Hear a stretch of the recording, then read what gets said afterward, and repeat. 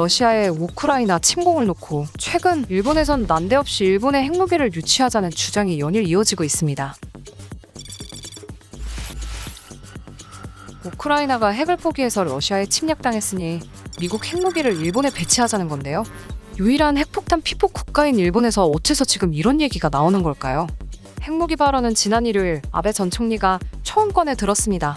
러시아의 우크라이나 침공 사흘 후인 지난달 27일 아베 전 총리가 한 민영방송에 출연해 일본도 핵 공유 정책을 논의할 필요가 있다는 견해를 표명했는데요. 여기서 핵 공유는 핵무기를 동맹국과 공유해 억지력을 높이는 군사 전략을 의미합니다. 현재 미국이 독일, 이탈리아, 네덜란드, 벨기에, 터키 등 북대서양 조약기구, 일부 회원국의 자국에 핵무기를 반입해 이들 국가와 공동 운용하고 있는 것이 대표적인 사례라고 하는데요. 아베 전 총리는 1994년 부다페스트 각서를 언급하면서 그때 전술핵의 일부를 남겨뒀더라도 어땠을까 하는 논의가 있다. 고 핵 공유에 관해 운을 뗐습니다. 부다페스트 각서는 소련 붕괴 후 우크라이나, 카자흐스탄, 벨라루스가 핵무기 보유를 포기하는 대신 미국, 러시아, 영국이 주권과 안전 보장을 약속하는 내용으로 아베의 발언에서는 만약 우크라이나가 과거에 핵무기를 포기하지 않고 일부 남겨뒀더라면 러시아가 함부로 침공하지 않았을 수도 있다는 식의 가정이 엿보인다고 합니다. 사실 태평양 전쟁 말기에 두 차례 원폭 공격을 당한 일본에서 핵무기는 매우 민감한 이슈인데요. 아베는 분명 재임 중 핵무기 없는 세상을 만들도록 노력한다는 뜻을 반복해 표명했고, 일본은 핵무기를 제조하지 않고 보유하지 않고 반입하지 않는다는 이른바 피핵 3원칙을 유지하고 있습니다. 일본에 미국의 핵무기를 배치하는 구상까지 실현될지는 단언하기 어렵지만 러시아의 우크라이나 침공과 아베의 핵 공유 발언은 일본의 방위력 타격력 강화를 뒷받침하는 재료가 되는 것은 분명한데요. 현재 일본 정부와 자민당은 적 기지 공격 능력 보유 여부 등을 논의 중이며 이에 대해 이견을 제기하는 목소리는 더 줄어들 것으로 예상됩니다.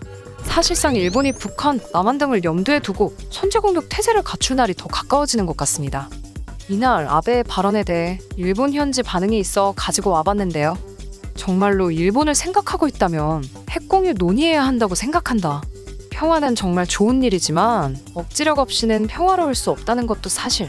실제로 핵미사일도 불사하겠다고 밝힌 나라가 옆에 있는데 논쟁마저 봉쇄하는 것은 잘못이다. 헌법도 시대에 맞춰야 하기 때문에 핵공유를 논의할 필요가 있다고 생각한다.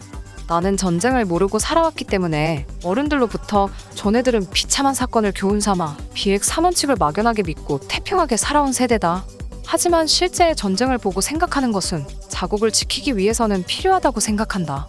핵을 실제로 사용하지 않도록 하는 것이 중요하지 만들어 가지는 것도 중요하지 않은가. 시대는 반복한다고 하지만 배워서 변하는 것이기도 하다.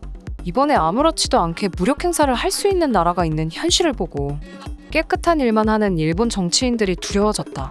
핵을 가지면 억제력이 생기지만 가지지 않으면 언제나 위태롭다. 일본이 미국과 동맹을 맺고 있긴 하지만 정말 지켜줄지도 알 수 없다.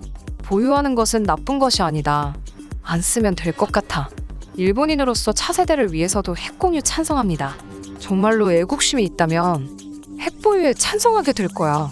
문제는 보유 후의 대응이며 보유에 관한 논의조차 하지 않는 것은 사고정지 상태와 동일해. 핵 공유를 반대하는 사람들은 일본을 지키는 방법을 확실히 명시해야지 납득이 가지 않는군 등의 반응을 보였는데요. 이외에도 많은 반응이 있었지만 제가 보여드린 것과 같은 핵은 가지고 있으면 좋아 라는 식의 반응이었습니다. 여러분의 의견은 어떠신가요? 오늘의 영상은 여기까지이며 다음에 더 자세한 내용으로 찾아뵙겠습니다. 구독과 좋아요는 비바에게 큰 힘이 됩니다.